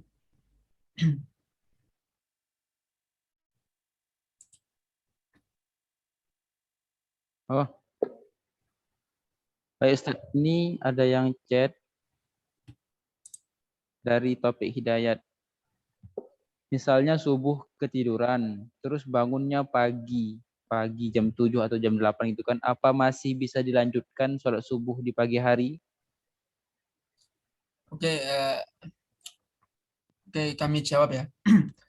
Kalau misalkan kita punya utang sholat, entah sholat apapun, itu memang para ulama itu ada berbagai macam pendapat. Pendapatnya jumhurul ulama, yaitu pendapatnya Imam Abu Hanifah, Imam Malik, Imam Syafi'i, Imam Ahmad bin Hambal. Mereka berpendapat bahwasanya kalau orang meninggalkan sholat atau terlewat sholatnya, maka wajib diqadha. Wajib diqadha. Berbeda lagi ketika pendapatnya Imam Ibnu Taimiyah. Ibnu Taimiyah berpendapat bahwasanya tidak perlu diqadha, cukup orang yang meninggalkan sholat itu cukup istighfar sebanyak-banyaknya, semoga Allah mengampuni. Kan tapi kita sebagai seorang muslim lebih selamat kita mengikuti pendapatnya jumhurul ulama atau imam 4 madhab. Itu yang pertama. Yang kedua, terutama terkhusus sholat subuh ya. Sholat subuh kan dibatasin sama dalam hadis kan sebutin sholat subuh itu waktunya dari terbit fajar shadiq, yaitu fajar yang benar-benar fajar. Jadi ada fajar itu ada dua, fajar kadhib dan fajar shadiq. Apa itu fajar kadhib? Fajar kadhib itu ciri-cirinya adalah matahari itu menyembur ke atas. Nah, nanti kalau teman-teman sekalian jam 3 bangun, itu ciri-ciri fajar itu, fajar shadiq itu cahaya matahari menyembur ke atas, terang. Tetapi terangnya itu sebentar, setelah itu hilang. Itu ciri-ciri fajar shadiq. Ya kalau dikira-kira ya jam beberapa 10 menit apa 30 menit sebelum subuh lah, wallahu alam, pokoknya sebelum subuh, beberapa menit sebelum subuh. Fajar Kemudian kadzib, Ustaz. ya fajar kadhib itu menyembur ke atas, Ya. vertikal. Terus setelah itu ada namanya fajar shadiq. Fajar shadiq itu ciri-cirinya matahari itu lurus, horizontal, lurus. Dan cahaya itu tidak menghilang, akan tapi semakin terang. Nah, itu ciri-ciri daripada fajar shadiq. Nah, itu awal permulaan sholat subuh. Kapan akhir sholat subuh? Akhir sholat subuh itu ketika matahari sudah terbit, walaupun sedikit. Nah, itu sudah akhir sholat subuh. Makanya kalau kita ingin mengetahui apakah sudah sudah terbit atau belum, itu kita hendaknya mendownload aplikasi. Ada, kalau aneh itu mendownload aplikasi Adhan namanya, Adhan aplikasinya. Itu sangat sangat kredibel sekali itu aplikasinya. Jadi aneh bisa melihat ini sholat, misalkan sholat subuh jam berapa, terbitnya jam berapa, sholat duhur jam berapa, itu sama semuanya. Ketika jam sekian langsung adzan, itu benar-benar sama gitu. Nama aplikasinya Adhan. Nah itu ya karena kita kan semua serba online ya, udah serba elektronik, jadi kita bergantung pada itu. Kalau zaman dulu kan nggak perlu seperti itu. Kita zaman dulu kan model cara menghitung waktu sholat itu kan dengan cara matahari patokannya. Nah, ya udah kalau kita misalkan ketiduran sholat subuh, misalkan kita ketiduran misalkan jam 8 baru bangun, maka kita langsung melaksanakan sholat. Kita berwudu, kita bertoharoh dulu, bersuci, kemudian berwudu. Setelah wudu langsung sholat. Kalau di dalam mazhab Syafi'i niat dulu. Jadi niatnya itu di awal. Nawaitu bukan nawaitu, usolli fardhu as-subhi qadhaan lillahi ta'ala. Itu singkatnya ya. kalau mau dipanjangin niatnya, usolli fardhos subhi mustaqbilal qiblati rakaataini qadhaan lillahi ta'ala. Tetapi cukup kalau misalkan mau disingkatnya, usolli fardhos subhi qadhaan lillahi ta'ala, udah cukup, itu insyaallah sah salatnya. Itu mau dilafatkan. Nah, gimana sih cara niatnya seperti ini? Ketika mengangkat tangan itu baru kita niat. Bagi siapa saja yang bisa berniat di hati itu baik. Kalau misalkan hatinya kurang seret, maka bisa dilafatkan. Usolli fardhu as-subhi rakaataini mustaqbil qiblati qadhaan lillahi ta'ala. Allahu Akbar. Nah, itu. Nah, itu yang berkaitan dengan sholat subuh. Yang berkaitan dengan apabila kita telat sholat subuh, langsung kita wudhu dan melaksanakan sholat subuh. Jangan ditunda-tunda lagi. Karena kita nggak tahu kapan kita meninggalkan.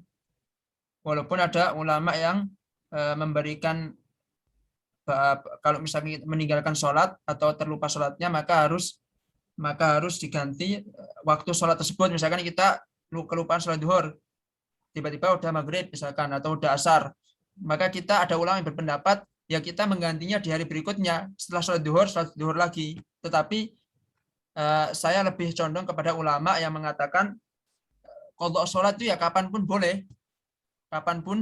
Misalkan ada orang yang meninggalkan sholat selama 1 tahun, ya udah dia mengqadha, segera mengqadhanya, mau kapanpun sholat 5 waktu terserah, yang penting dia hitung sendiri gitu.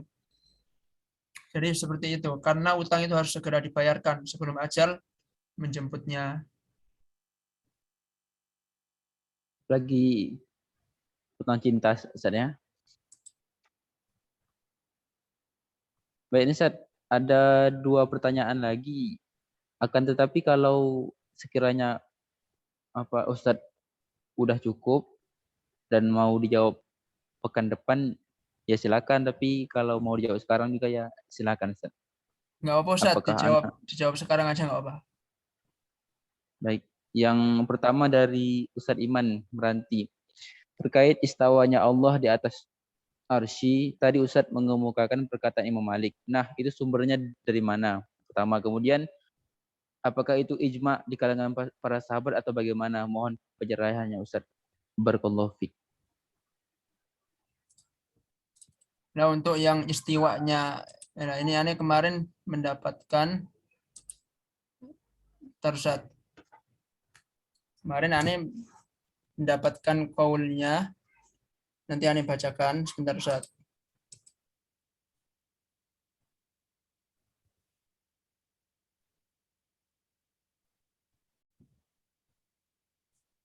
Nah, pada intinya yang perkataan yang al-istiwa'u ma'lumun wal kayfu majhulun wal imanu bihi wajibun usul anhu bid'atun.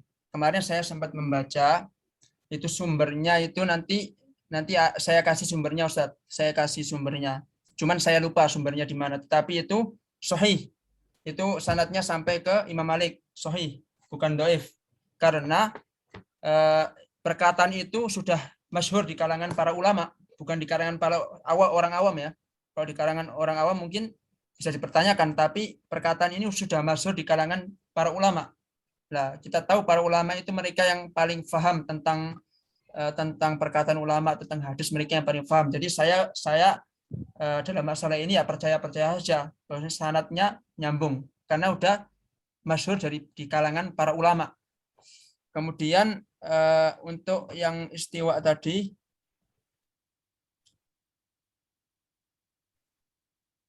merupakan ijma di kalangan para sahabat, bagaimana pencerahannya? Mungkin sudah ini Ustaz ya, sudah terjawab pertanyaannya atau masih ada yang kurang seret? Ustaz Iman langsung aja ngomong.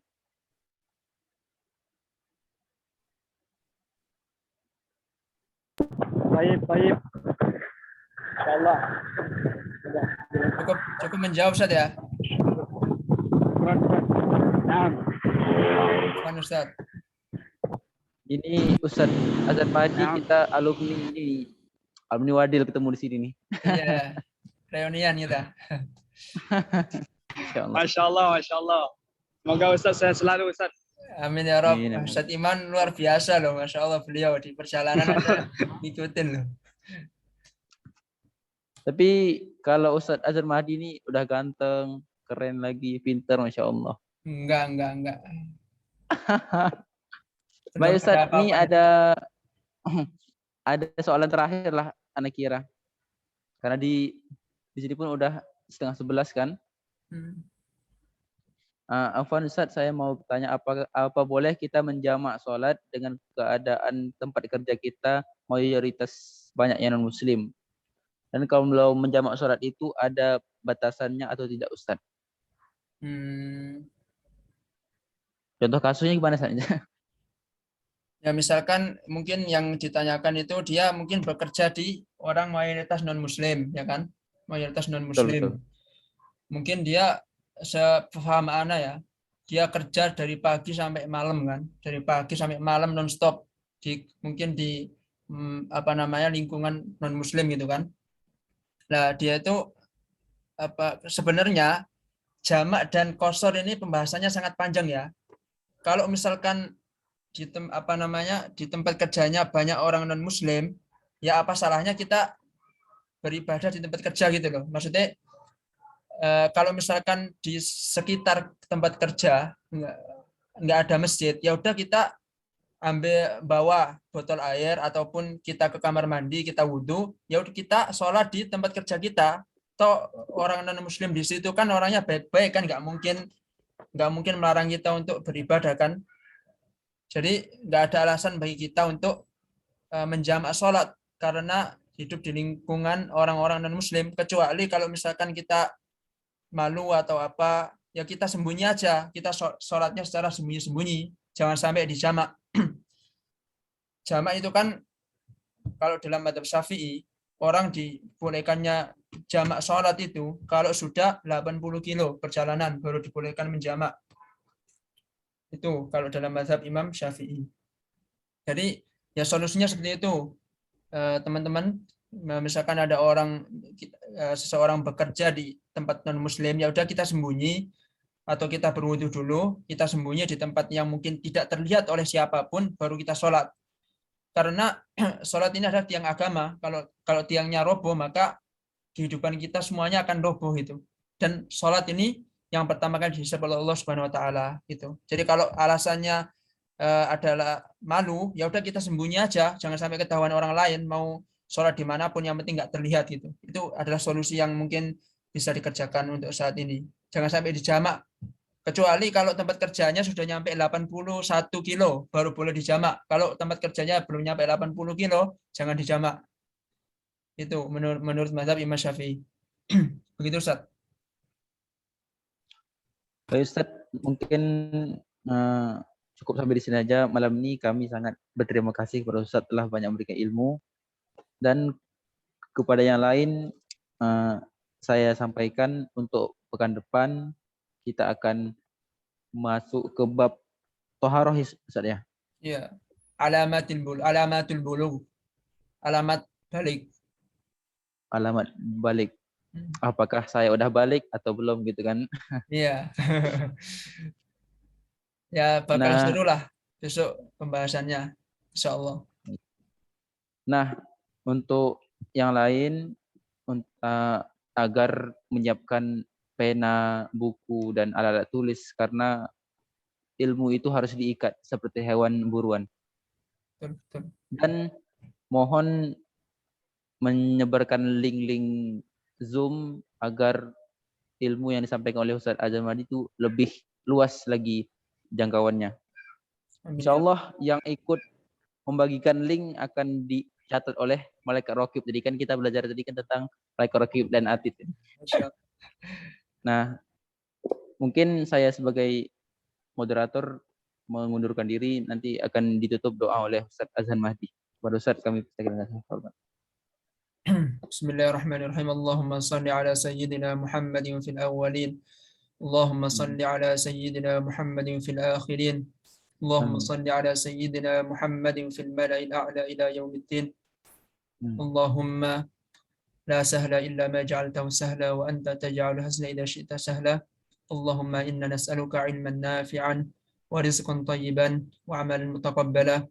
Allahumma inna nas'aluka 'ilman nafi'an wa rizqan wasi'an wa shifaan min kulli da'in. Allahumma Rabbi shrah li sadri wa yassir li amri wahlul 'uqdatam min lisani yafqahu qawli. Allahumma aslih lana dinana allati huwa 'ismatu amrina wa aslih lana dunyana allati fiha ma'ashuna wa aslih lana akhiratana allati fiha ma'aduna waj'al al-hayata ziyadatan lana fi kulli khair waj'al al-mauta rahatan lana min kulli syarr. Allahumma ij'al hadha al-jam' jam'an marhuma wa tafarruquna bihi tafarruqan ma'suma. اللهم قسم لنا من خشيتك ما تحول به بيننا وبين معصيتك ومن طاعتك ما تبلغنا بها جنتك ومن اليقين ما تهون به علينا مصائب الدنيا ومتعنا بأسماعنا وأبصارنا وقوتنا ما أحييتنا واجعله الوارث منا واجعل ثأرنا على من ظلمنا وانصرنا على من عادانا ولا تسلط علينا من لا يرحمنا اللهم لا تدع لنا ذنبا إلا غفرته ولا هما إلا فرجته ولا دينا إلا قضيته ولا حاجة من حوائج الدنيا والآخرة إلا قضيتها يا أرحم الراحمين ربنا ظلمنا أنفسنا وإن لم تغفر لنا وترحمنا لنكونن من الخاسرين ربنا ظلمنا أنفسنا وإن لم تغفر لنا وترحمنا لنكونن من الخاسرين ربنا ظلمنا أنفسنا وإن لم تغفر لنا وترحمنا لنكونن من الخاسرين ربنا آتنا في الدنيا حسنة وفي الآخرة حسنة وقنا عذاب النار وصلى الله على سيدنا محمد وعلى آله وأصحابه أجمعين والحمد لله رب العالمين. Baik, kepada yang lain dipersilahkan untuk meninggalkan ruang Zoom. Ustadz Azan Mahdi. Sebenarnya dalilnya itu satu, ya tadi yang disampaikan Ustadz Adrian itu, bahwasanya ketika Nabi Muhammad SAW melakukan qiyamul lail, lah Aisyah itu tiba-tiba terbangun karena Nabi kan Masya Allah ya, rumahnya kan sangat sempit, sangat zuhud sekali beliau. Nah, ketika itu Aisyah itu nggak sengaja memegang kaki Rasulullah, Nah, makanya dari situ ulama itu berijtihad menurut Imam Syafi'i. Jadi Aisyah itu apakah memegangnya itu di salah satu atau dua? Sedangkan Imam Syafi'i itu berpendapat bahwasanya Aisyah itu memegang kaki Rasulullah itu memegangnya cuma satu doang. Memegangnya cuma satu kaki doang. Artinya Aisyah itu tidak mendapati kaki satunya, gitu loh. Artinya berarti kan Rasulullah renggang dalam sujudnya kakinya. Sedangkan Imam Ahmad bin Hambal memahaminya sebagai bahwasanya Rasulullah SAW itu Aisyah itu ketika megang kaki Rasulullah itu ya dua-duanya dipegang, artinya nempel. Nah itu sebenarnya yang ikhtilaf seperti itu tidak membuat tidak mempengaruhi sahnya sholat. Mau renggang, mau mepet itu sama-sama sah sholatnya. Karena rukun daripada sujud itu kan cuman 7 yang harus ditempelkan. Yang pertama adalah jidat nih. Yang kedua adalah kedua tangan kanan dan kiri. Berarti udah 3 kan? Jidat, tangan kanan dan kiri. Yang selanjutnya adalah dengkul. Apa sih bahasa Indonesia dengkul itu? Lutut. sorry. Terlanjur bahasa Jawa. Lutut kanan dan kiri. Udah berapa? Berarti udah 5 ya. Kemudian ini jari kaki kanan dan kiri. Nah itu yang wajib rukunnya sujud. Cuman ada 7. Adapun hidung ini menurut Madzhab Syafi'i nggak wajib, bukan termasuk rukun tapi sunnah. Mau ditempelin atau enggak ya nggak masalah. Yang penting jidatnya nih. Yang penting semua anggota tubuh ini nempel, terutama jidat. Kalau jidatnya ini, kalau orang rambutnya panjang kemudian tertutup oleh jidat, maka sujudnya nggak sah, sholatnya nggak sah. Makanya kalau orang rambutnya panjang harus diikat, kemudian kalau bisa ditambahin peci supaya tidak tersebar ke jidatnya ini sehingga mempengaruhi sahnya sujud. Kalau sujudnya udah nggak sah berarti sholatnya nggak sah. Ya gitu. Itu Ustaz.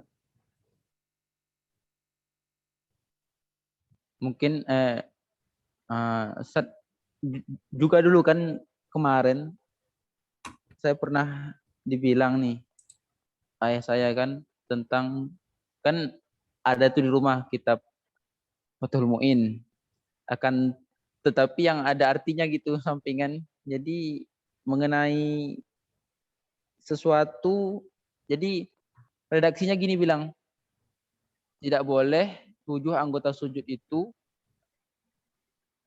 tertutupi sesuatu yang kita bawa ketika sholat. Bukan begitu, Ustaz? Gimana Ustaz? Tidak boleh 7 anggota sujud kita ini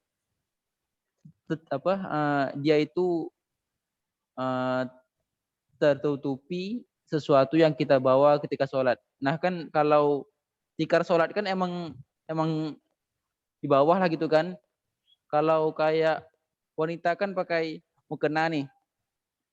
Kan kalau mukena itu kan sesuatu yang ia bawa. Nah, nanti ketika sujud kan digitukan tuh biasanya tuh, sehingga dahinya tidak mengenai tempat sujud, beralaskan sesuatu yang ia bawa. Nah itu gak sah katanya. Gitu. Oh iya, aneh dapat ilmu baru dari antum nih.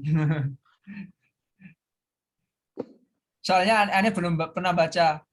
Aneh itu Ustadz. Aneh kan belajar madhab Syafi'i, benar-benar belajar. Walaupun di pesantren dulu pernah ngaji madhab Syafi'i kan, tapi cuma satu kitab doang. Nah, saya tuh baru belajar madhab Syafi'i, benar-benar baru di sini. Tapi belajar apa namanya, ya mungkin baru sebagian lah yang aneh kaji di madhab Syafi'i. Adapun kitab-kitab besarnya belum aneh kaji, makanya kayak Fathul Muin kan kitab besarnya ini kan madhab Syafi'i, termasuk kitab standarnya lah, yaitu aneh belum mengkaji kitab itu, makanya aneh nggak berani jawab.